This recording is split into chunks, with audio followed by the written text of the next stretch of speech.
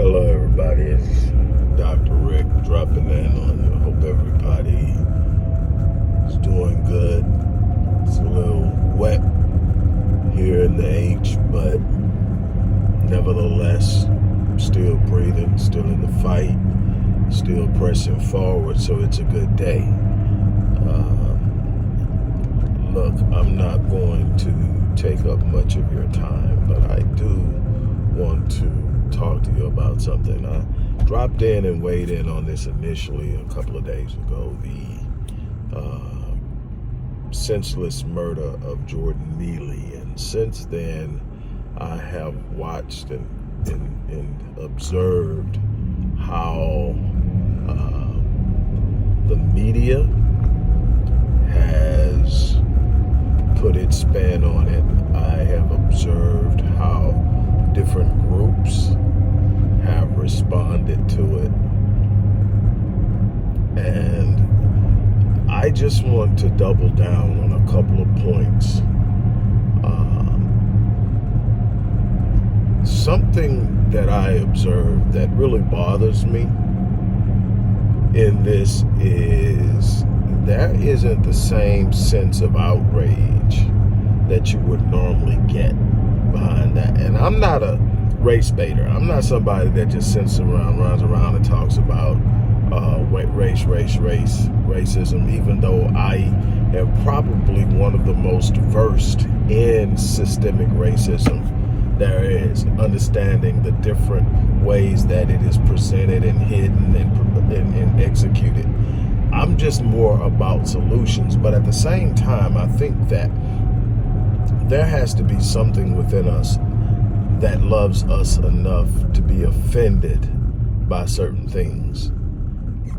You know, I've seen some people going hard on it. I've seen some people talking about it, but the same level of outrage that I would normally see when it's someone else who society recognizes or acknowledges, at least in some way. Even the black man that they want to paint as a criminal and thug when shot dead by police officers has somewhat of a place. The homeless person, on the other hand, regardless of race, is invisible. One of the things I learned in the darkest time of my life is just how invisible homeless people are. And I made up in my mind that I would never allow a person who was destitute to be invisible to me, no matter where I was, no matter what I was going through. And sometimes it's not even because you think you're higher up. Sometimes you're going through so much on your own, so many different things that got you pressed. The last thing you want is to have to engage someone else's needs, someone else's concerns, someone else's troubles, and it's overwhelming to you, so you ignore it. And another thing is, I think that happens with us, and you know, I've done some research on it and it's incomplete, but I actually think that anything, when we get in our feelings and we want to feel upset about something, the last thing we want is someone in our periphery that shows us it's not as bad as we are saying it is. And nothing says it could be worse than the destitute, homeless person who's struggling with mental illness. And so we tend to distance ourselves from them. And my thing is, this young brother, 30 years old, you know, who on most occasions was upbeat and loving, but he was hungry and he was tired. And he was just talking about how hungry he was, how tired he was, how frustrated he was. And yes, he was acting out, but he wasn't in anybody's space. He wasn't trying to harm anybody. And this young white male, I think they said he's like 23, 24, decided to subdue him, you know. Now, maybe in some suburban area in the Midwest or some shit, I don't know, somewhere like Iowa, you see somebody acting like that, it maybe freaks you out, and you say, oh Lord, he's finna do something crazy. This is the F train in NY. You ever traveled in NY on the subway? That's not abnormal behavior. That's almost a guarantee.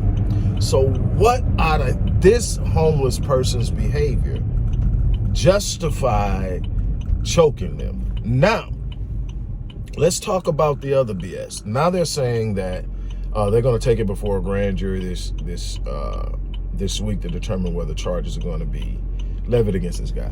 Now, here's what I can tell you.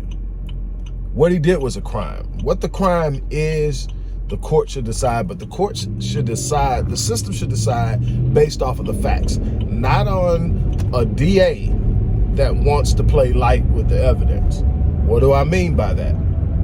There's a saying, anybody that's ever dealt with the court system, the judicial system, the justice system, that you can indict a ham sandwich. In other words, the cards and the decks are stacked in the favor of the prosecution to get an indictment. The prosecution doesn't have to call the defense or give them any latitude in presenting their side of the story to the grand jury. So, in essence, what you have is a situation where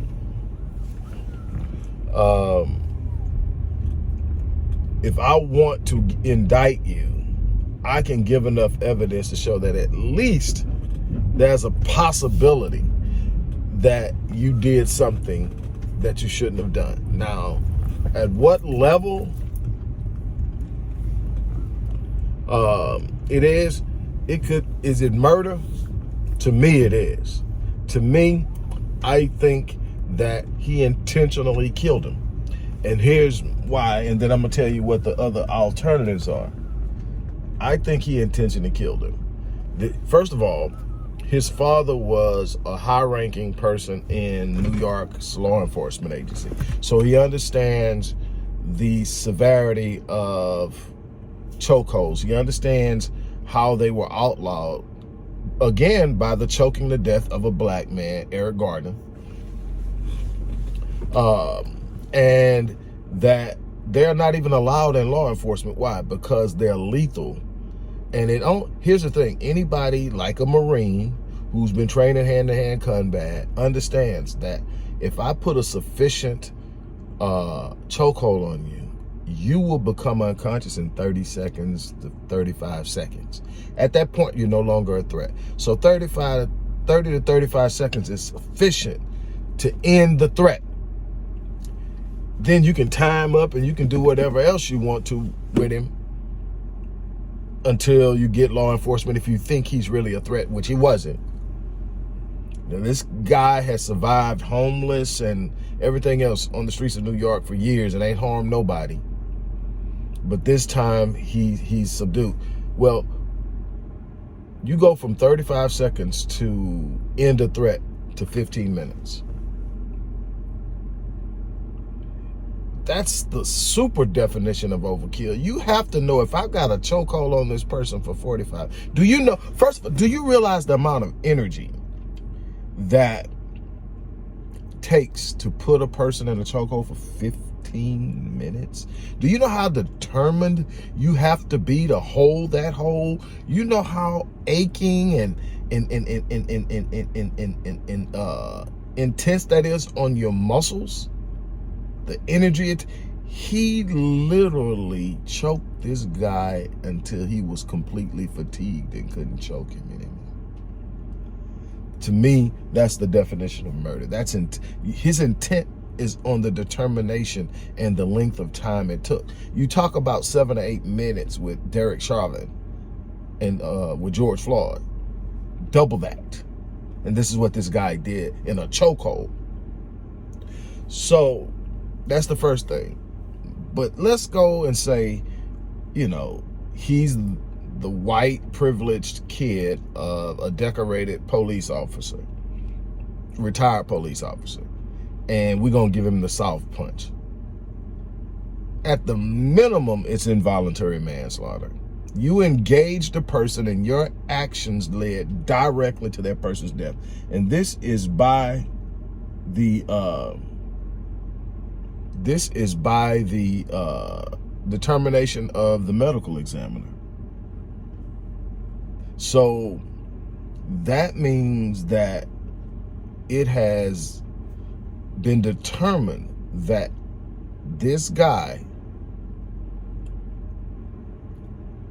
did something that directly led to the death of another person. At the very minimum, it's involuntary manslaughter. And that he should be indicted for minimum. Now, I don't even know what the DA is going to present, but if it doesn't come back with an indictment, we can easily say that the DA trashed the indictment, the entire process. We can say that with certainty. And my thing is, we need to organize and do something besides post on social media. Do we need to post on social media? Absolutely. This is how we bring awareness to things that are going on. We need to do that. That needs to happen. What needs to happen outside of that? What needs to happen outside of that is that needs to be an ongoing engagement. That needs to be protocols in place. That need to be practices and strategies and plans of how we are going to respond to these type of things strategically, not out of emotion, not out of desperation, but out of a strategic plan that says this is how we're going to do it. Whether it's civil actions, I think that we need to start hitting everybody with civil lawsuits, every infraction. Hit them in their pocket, make them hire lawyers. Even if we win or lose, make them hire lawyers. Make it cost them to encroach upon our freedoms. Let me tell you something, and I'm done. I've said this for years. Everybody's complaining about cops killing black men. Everybody's complaining about the things they do in the black community. The problem is everybody in our community is so damn hung on this idea of moral turpitude that what we do is we actually believe that this country is ran on moral turpitude or a moral standard.